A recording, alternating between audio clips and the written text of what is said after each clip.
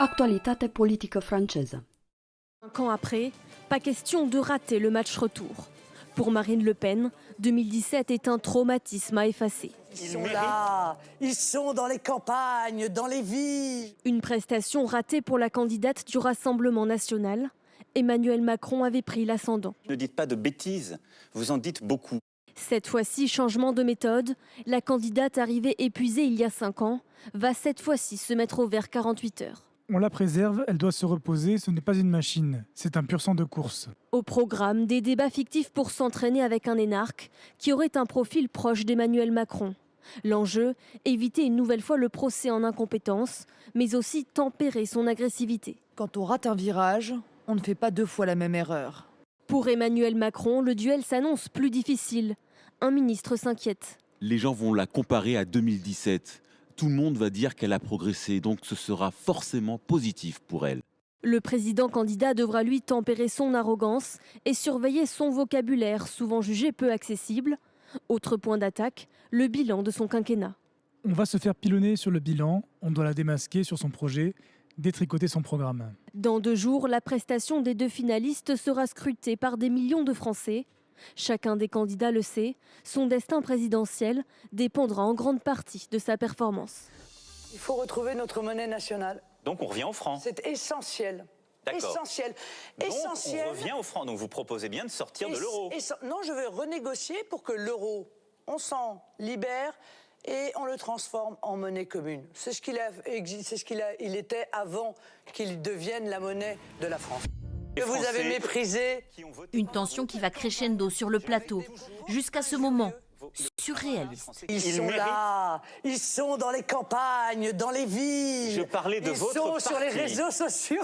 Je parle du parti de l'extrême droite. Les envahisseurs. Celui que vous dirigez, le parti de l'extrême droite. Très inquiétant. Qui dit des mensonges sur les réseaux sociaux. Médiateur, de modérateur. Si par exemple des fake news sont annoncés par un candidat, est-ce que les journalistes peuvent intervenir? Si oui, comment? Est-ce qu'ils ont une oreillette? Est-ce qu'il y a une équipe avec vous? Qu'est-ce qui va se passer si quelqu'un annonce un chiffre totalement fou, n'importe quoi, sur les hôpitaux, sur la Covid ou sur l'Ukraine? Alors pour le coup, Cyril le disait, ils sont médiateurs, ils sont arbitres, mais ils sont là pour animer un débat entre 2 candidats. Et c'est aux candidats de se répondre l'un à l'autre. Donc, il n'y aura pas de fact-checking. Non, en fait, là où pendant une interview classique, effectivement, le journaliste, il est là pour apporter la contradiction ou les précisions ou ramener les choses aux faits et donc préciser la réalité.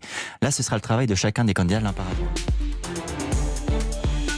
C'est l'heure du face-à-face entre Bruno Jeudi de Paris Match et Pierre Jacquemin de la revue Regard. Bonjour à tous les deux. Bonjour Roselyne. Bonjour Roselyne. Alors les mêmes face aux mêmes, 5 ans après, Emmanuel Macron et Marine Le Pen ce soir pour le débat de l'entre-deux tours, 2h30 d'affrontement. On va y voir 2 candidats, 2 projets. Alors est-ce que le débat va ou peut influencer le résultat de l'élection ? Toujours, forcément. Moi, je ne crois pas à cette hypothèse comme quoi le débat n'a aucune influence sur le résultat. Je pense que ça a une influence. D'abord, je crois qu'il y a presque un quart des Français qui disent qu'ils se déterminent aussi en fonction des derniers jours de la campagne et notamment du débat. Mais le dernier a montré vraiment la faillite de Marine Le Pen qui s'est enfoncée, qui avait déjà peu de chances de gagner, mais qui a fait sans doute un score pire qu'elle aurait pu espérer avoir en 2017. Donc cette fois-ci... je ne sais pas si ça peut inverser les choses. On voit bien que Emmanuel Macron a de l'avance dans les sondages et qu'avec 10 points d'avance, il a une marge de sécurité.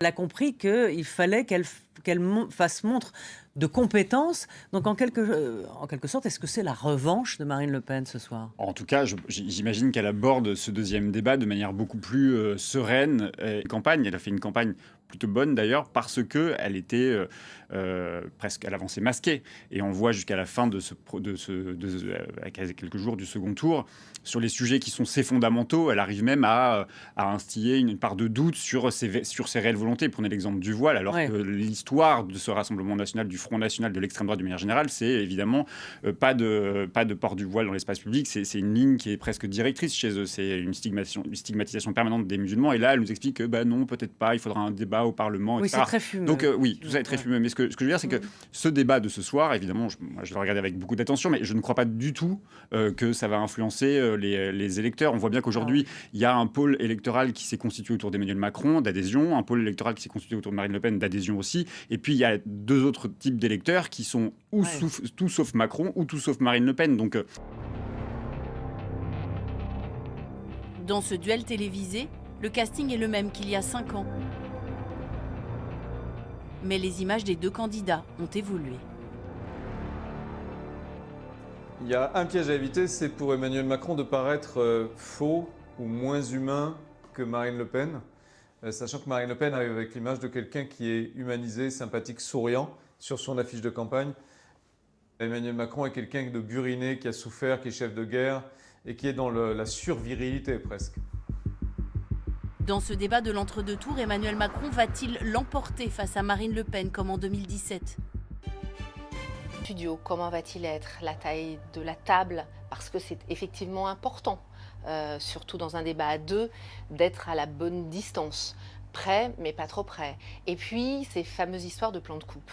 Est-ce que le téléspectateur a le droit ou pas de voir ce que ressent la personne qui ne parle pas?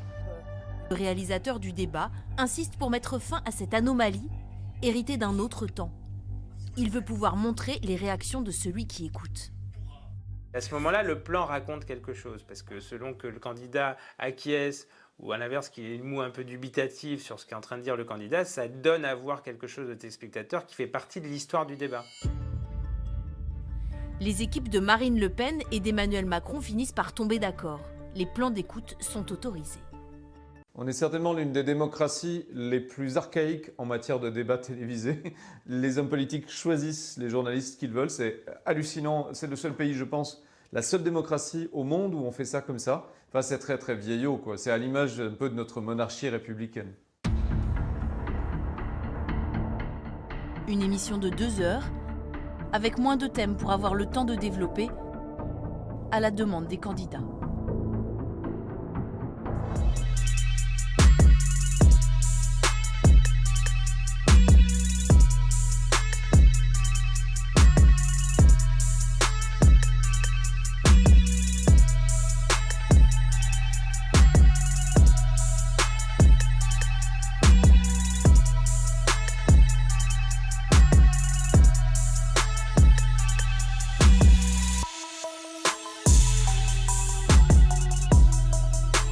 C'est quoi, 8 millions et demi de Français qui en bénéficieront? C'est ça, 8 millions et demi de Français. Ça fait 200 €, ça fait quoi? Ah bah en tout cas, ça fait 200 pas 20 € par milliards. mois. Alors 200 € par mois. Alors, on va faire un calcul. 8 millions et demi de Français, 200 € par mois. Ça fait 16 milliards. Non, là par mois déjà. On est à... Non, ça fait 20 milliards.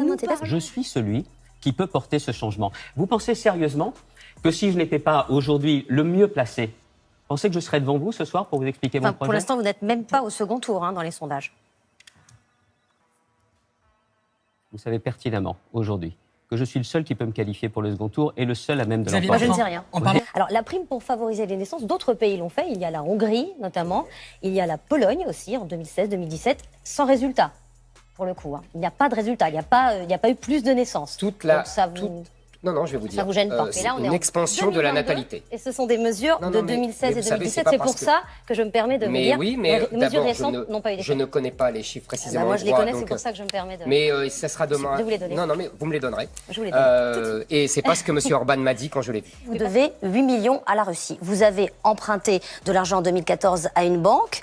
Aujourd'hui, cette dette, elle appartient à la société Aviazap-Chast, qui est dirigée par d'anciens militaires russes. Vous n'avez pas remboursé en 8 ans. Comment revendique son indépendance quand on doit 8 millions aux amis de Poutine?